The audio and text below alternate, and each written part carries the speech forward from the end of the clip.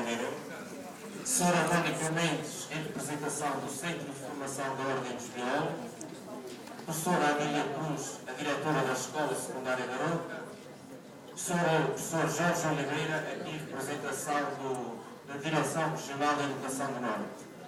Amantes do saber e cidadãos da República, ousamos hoje falar de ciência, dessa grande construção humana produtora de teorias, linguagens e sociedades, a que se abre uma dimensão cognitiva, retórica e comunitária.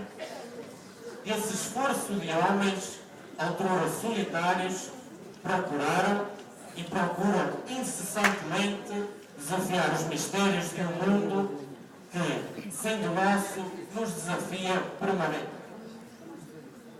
Vivemos a era da globalização, de um global que permanece, desde os gregos, misterioso, complexo e multifacetado.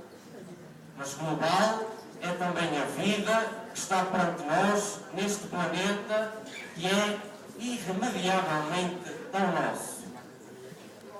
Enquanto estamos aqui, alguns pelo mundo, homens da ciência, utilizando métodos rigorosos de análise, instrumentos técnicos, procuram desafiar a sua criatividade, confirmando ou infirmando hipóteses, e investigam de forma interessante e desinteressada os segredos de um mundo que nos recolhe de uma forma tão elegante e que, por vezes, teimamos em não respeitar.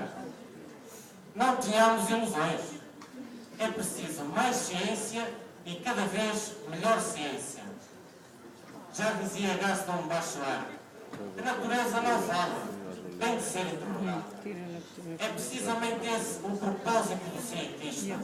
Enredado pela sua imaginação criadora, ele desafia os mistérios do mundo, ele reinventa paradigmas, penetra os mistérios e reflete metodologias para interpretar e explicar os fenómenos.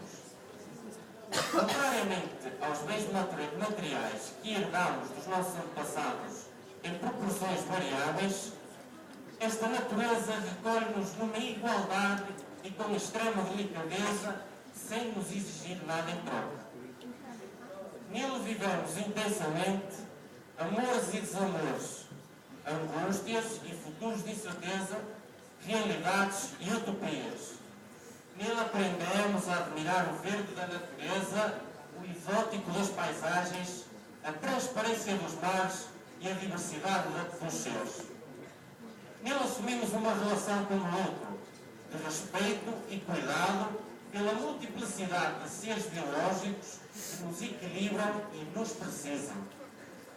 Sabemos da necessidade de um desenvolvimento sustentável e sustentável, permitindo novas medidas de intervenção e renovando estratégias de atuação, desenvolvendo essas estratégias para minorar os efeitos nocivos que, pela nossa insensatez, poderão pôr em causa a vida à nossa volta. Escreveu um dia Jean Paul Sartre: estamos sós e sem desculpas. Estamos sós e sem desculpas, repito.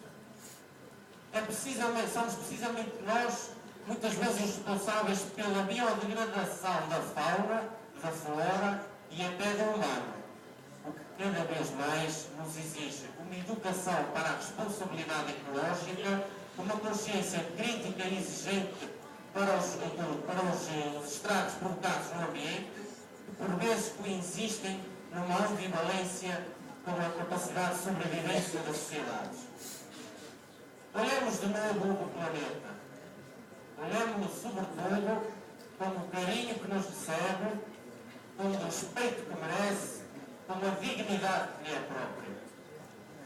Temos de envolver o planeta num abraço infinito que reequacione desequilíbrios, reduza agressões e reduza também desrespeitos.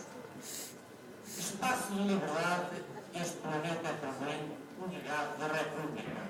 É neste planeta que se desenvolve uma consciência crítica e ativa da participação de cidadãos que preservam, que admiram a dignidade de todos os seres. No tempo em que comemoramos precisamente o centenário da República, a década da educação para o desenvolvimento sustentável e o ano da biodiversidade, é este planeta colorido e redondo que nos desperta para uma nova atitude. Não podemos desiludir. Mais do que um imperativo ético, é essencialmente um imperativo estético. Este planeta, que é tão nosso, reclama por um futuro de utopia colorida. Saibamos nós merecê-lo. Muito obrigado.